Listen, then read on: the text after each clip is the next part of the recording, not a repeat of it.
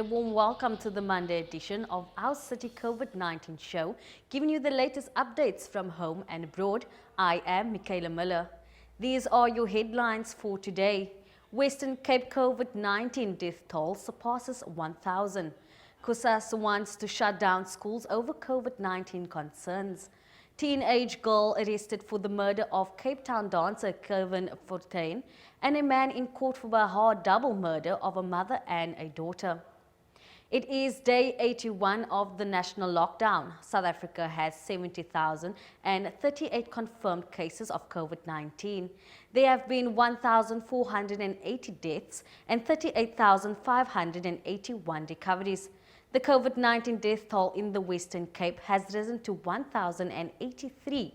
There are now 42,539 confirmed cases in the province, with 27,527 recoveries.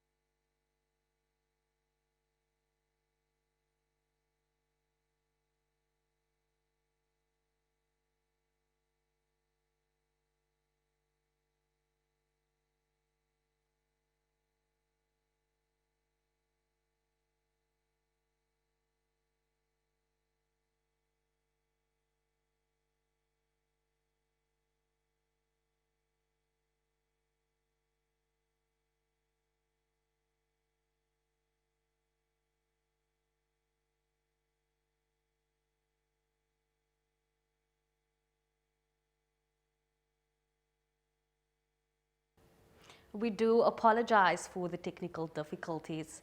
The COVID-19 death toll in the Western Cape has risen to 1,083. There are now 42,539 confirmed cases in the province, with 27,527 recoveries. The Tygerberg area is the hardest hit by the coronavirus outbreak within the metro. It has recorded 5,394 cases, of which 4,070 have since recovered. Outside the metro, the Cape Winelands has the highest number of cases, with a combined total of 3,092. Premier Alan Winde warned that while many people would only experience mild symptoms and won't require hospitalization, the risk that they could pass on the virus to elderly relatives or people who fall under the high-risk categories should not be ignored. The Congress of South African Schools is calling for all schools in the Western Cape to be closed until all teachers and learners were tested for COVID-19. The student organization shut down Rhodes High School this morning and is currently shutting down schools in Khayelitsha. The Western Cape Department of Education does not condone the actions by COSAS and is set to organize a meeting with the student organization. I condemn the actions of COSAS in threatening to disrupt schools and prevent learners and teachers from getting to school to exercise their constitutional right to education and freedom of movement. It is unacceptable behavior, it is immature, but we have contacted them and arranged to try and meet with them later this week to discuss the issues and come to a common understanding. But we will not tolerate violence and disruption of our schools. More COVID-related news coming a little later, but first, let's look at what's making headlines. A 27-year-old man has appeared in court for the double murder of a mother and daughter in Belhar. The accused is known to the family. Altesia Quirky and her 7-year-old daughter Rainisha was reported missing last week. Their bodies were found on Friday. Our city reporter Stephanie Pitt has more. Altisha Koki and her 7-year-old daughter, Rainisha Koki, had been missing since last week, Tuesday. Altisha's mother says they left the house on Tuesday afternoon and did not say where they were going. When they did not return, she got worried and contacted the SAPS. Police say Altisha's body was found with multiple stab wounds. Her daughter was drowned and her body was found on the bathroom floor. A suspect, a man, was arrested shortly afterwards.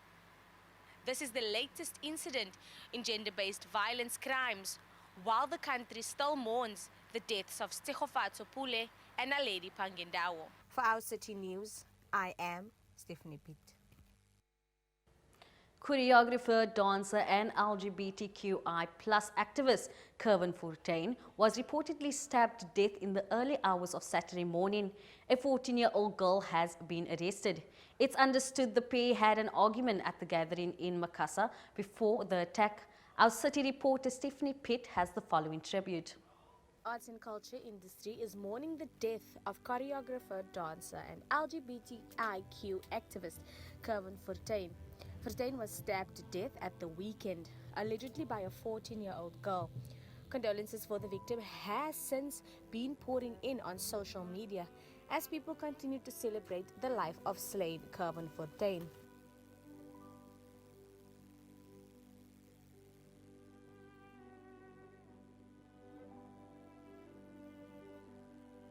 He was a recipient of several prestigious awards both locally and internationally from government, civil societies and the arts world.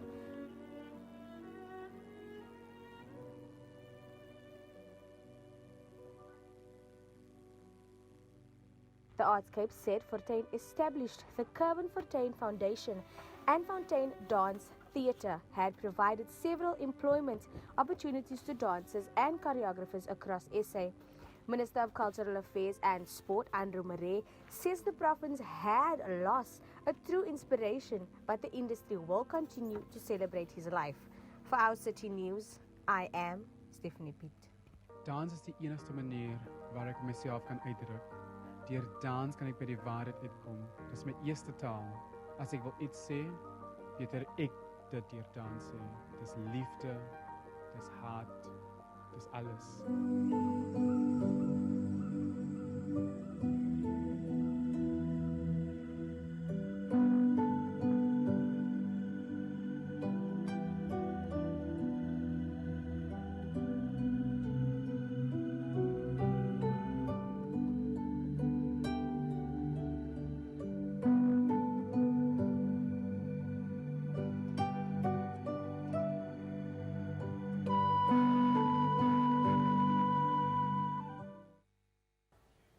This is what Minister of Sport and Cultural Affairs Andrew Murray had to say.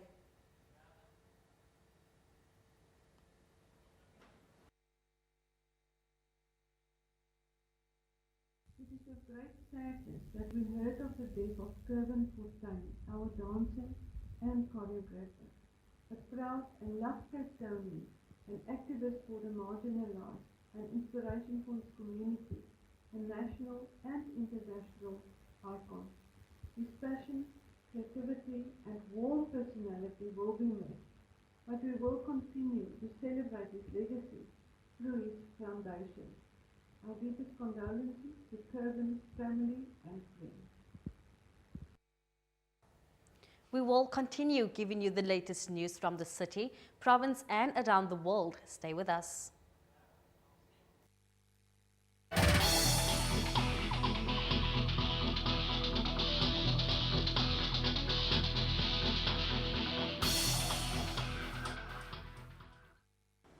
Welcome back. You're still tuned in to Channel 263 on DSTV and the Monday edition of the COVID-19 show on Cape Town TV.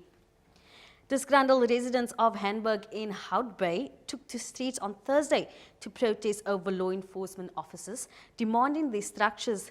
The city of Cape Town claimed the structures were unoccupied while the national lockdown regulations stipulated a person may not be evicted from his or her home during this period. Mako member for Human Settlements, Malusi Boy, said the city of Cape Town did not blame the SAPS as being in the forefront of the demolition of the structures. He said the action taken was a demolition and not an eviction. Community activist Roscoe Jacobs held a press briefing on Monday about a response to the demolition of structures in Hamburg last week. So what is the way forward? With taxi fares increasing from the 1st of July, My City bus commuters will be relieved to hear they will be paying less for the same date. The City of Cape Town has announced it would reduce My City fares as a result of the global drop in fuel prices stemming from the economic impact of the coronavirus pandemic. You can visit the City of Cape Town website of the new fare prices at www.capetown.gov.za.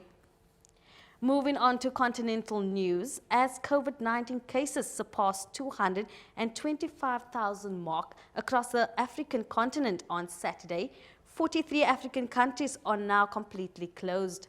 The death toll of the pandemic has reached 6,040, while some 102,846 people have recovered, according to the latest data from the African Centers for Disease Control and Prevention, Africa CDC. The Africa CDC said the Northern African region was the most affected area across the continent in terms of positive COVID-19 cases and the number of deaths. The highly affected African countries included South Africa, Egypt, Morocco, Nigeria and Algeria, according to the Specialized Healthcare Agency of the African Union Commission. President Mokgweetsi Masisi of Botswana has declared another localized lockdown this week as the number of new cases increased in the capital, Gaborone. Teaching was suspended after the new COVID-19 lockdown was imposed in the Greater Gaborone region. The Department of Employment, Labour Productivity and Skills Development said in the statement that it is decided to temporarily stop teaching in all institutions across the country. An orphan of military parents herself, 26-year-old Christella Kiabuka from the Democratic Republic of Congo, and her team distributed face masks and information on how to use them to residents of camp for widows and orphans. The team is also teaching them how to wash hands to ensure they kill the virus. This is courtesy of Voice of America. Here in Kinshasa, campaigns to raise awareness against the spread of coronavirus are common in urban or downtown areas. But getting that information to people who have no access to water, electricity, or money can be a challenge.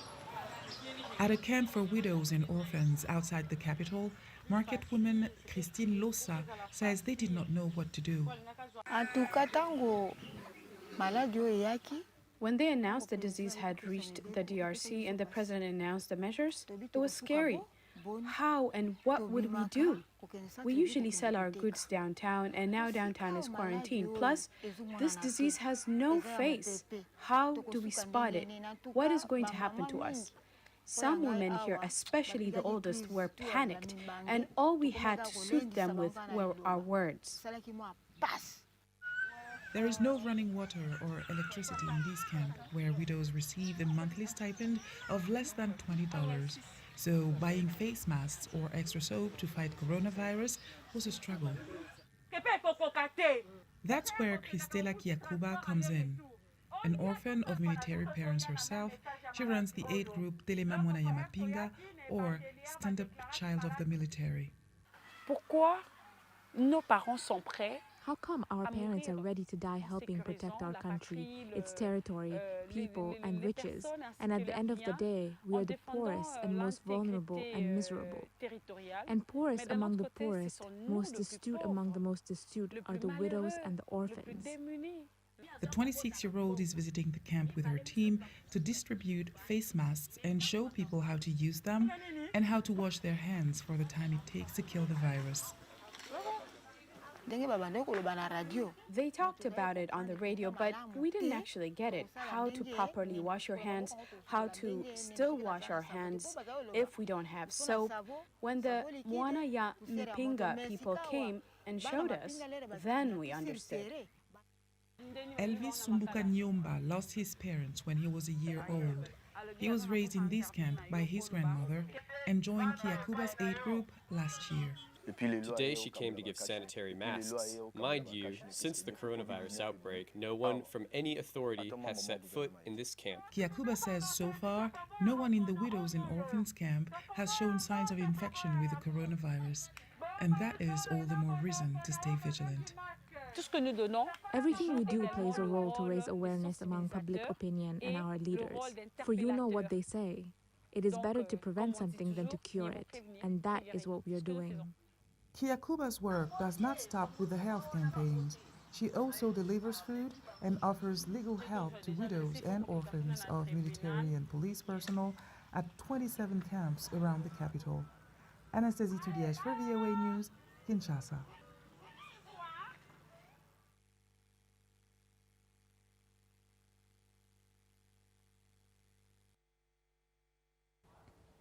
And now for international news. China reported its highest daily number of new coronavirus cases in months on Sunday, warning of a second wave as more European countries prepare to reopen their borders. The shock resurgence in domestic infections has rattled China, where the disease emerged late last year but had largely been tamed through severe restrictions of movements that were emulated across the globe. It also gives a bleak insight into difficulties the world will face in conquering the COVID-19, coming as many hard-hit European countries have seen an encouraging drop in contagion and prepare to welcome visitors from elsewhere on the continent.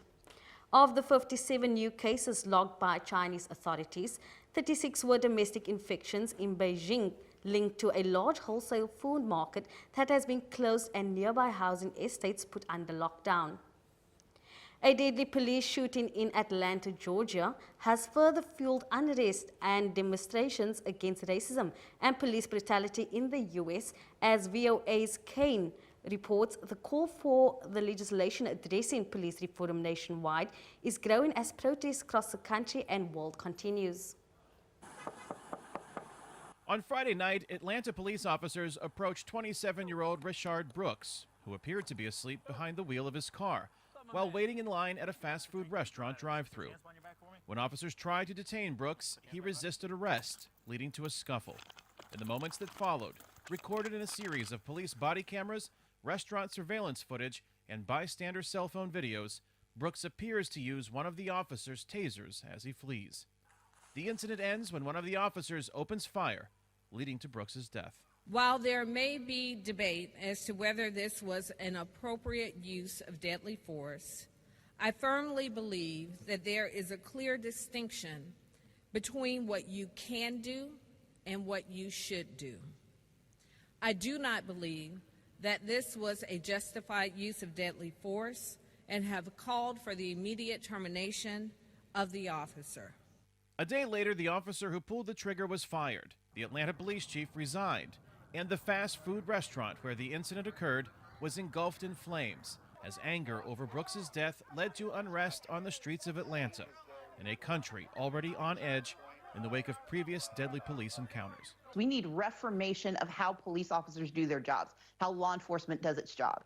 Because what happened yesterday to Rayshard Brooks was a function of excessive force, and the decision that the fact that they were either embarrassed or panicked led them to murder a man who they knew only had a taser in his hand. There has been a disconnect with what our expectations are and should be as it relates to interactions with our officers and the communities in which they are entrusted to protect. It's a disconnect lawmakers in Washington are increasingly under pressure to resolve with bipartisan legislation that addresses police reform, especially in the wake of the recent death of George Floyd in police custody in Minneapolis. Republican Senator James Lankford from Oklahoma says he would support a ban on police use of chokeholds. There's been a long-standing principle out there that is not needed for that situation, and there's been a consensus document that was done in 2017 by law enforcement around the country to say that is not needed. So I think that's not an issue for us. Former New Jersey governor and Republican candidate for president in 2016, Chris Christie, points to successes in police reform in the city of Camden, New Jersey, as an example for other communities to follow. We got police officers out of their cars, onto bicycles, on foot, and embedded them in the community, both from a law enforcement perspective and socially, George, working with the communities and working with young men and women in the communities to develop trust. Second was de-escalation training. And the watchword for the de-escalation training is first do no harm, and that violence is a last resort. While lawmakers in Washington seek to find common ground on legislation, some states have already passed sweeping police reforms in response to the protests that have dominated headlines across most American cities over the last several weeks. Kane Fairbaugh, VOA News. That's all from the news front, but when we come back, Stephanie Pitt will give us an update on what's trending on social media.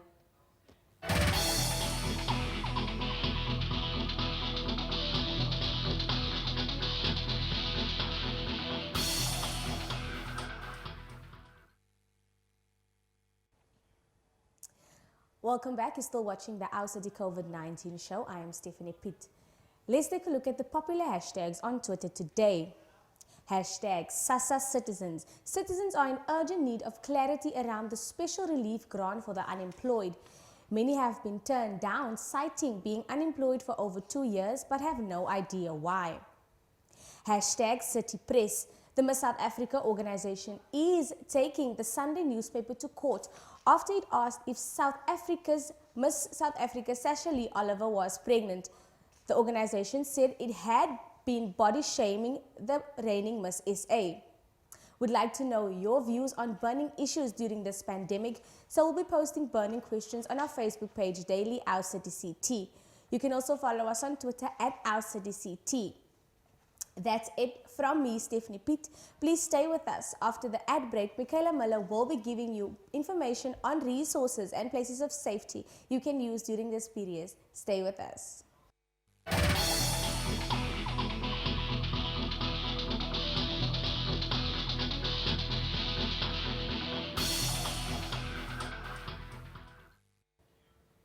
Welcome back. You're still tuned into Our City, the COVID show on Cape Town TV, channel 263. Here's a recap of today's headlines. Western Cape COVID-19 death toll surpasses 1,000. Kusas wants to shut down schools over COVID-19 concerns. Teenage girl arrested for the murder of Cape Town dancer Kevin Fortuin. And a man in court for Belhar double murder of mother and daughter. If you are in need of any assistance, here are some organizations helping communities stay safe during this period.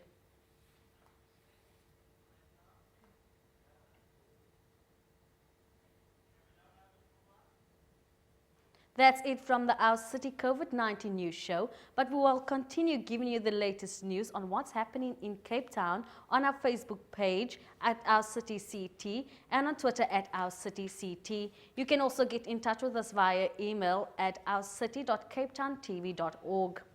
That's it from the Our City news team. From me, Michaela Miller. Goodbye.